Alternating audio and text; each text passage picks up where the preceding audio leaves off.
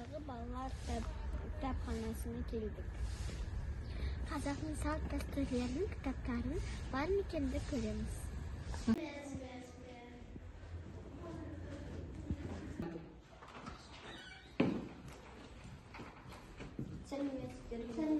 Сәлеметсіздер ме? Біздің кітапханамызға қош келдіңдер. Бұл біздің қазақ халқының мәдениеті және салт дәстүрлерін осы сендер сияқты болашақ ұрпаққа дәріптеуге арналған арнайы бөлім. Ал сіздердің кітапханаларыңызда салт дәстүрлердің кітаптары бар ма? Я, әрине, біздің кітапханамызда сендер сияқты кішкентай қыздарға арналған мынандай қазақ халқының салт дәстүрлері атты кітабы бар. Бұнда сендер қазақ халқының қандай салт дәстүрлері бар, баланың осы ананың құрсағына бітіп өмірінің соңына дейінгі аралықтарында қандай салт дәстүр бар, соның барлығын осы кітаптан көре аласыңдар.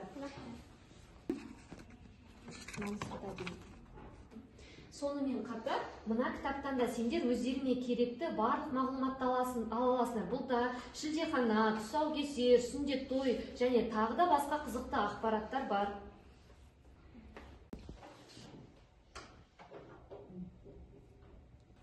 Бұл асық ойнаумен ойнауға бола ма? Әрине ойнасаңдар болады. Асық дегеніміз біздің қазақ халқының ұлттық ойыны, е? Келе қойыңдар. Сендерге көрсетейін, қалай ойнау керек екен, е? Қолымызға бір асықты алып, ана жерде тұрған асықты көріпсіңдер ғой, е? Соны асықпен атып түсіруіміз керек. Ай, түспей қалды. Ал сен атып көрсін, мүмкін сен көрсін.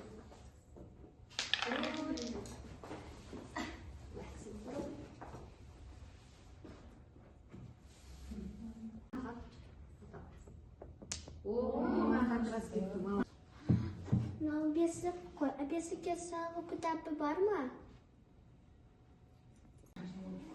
Міне, біздің кітапханамызда сендерге арналған осы және сенің сұрағың бойынша баланы қалай бесікке салады екен, ол салт дәстүр қалай жүзеге асады екен, соны осы кітапта көріп біле аласың.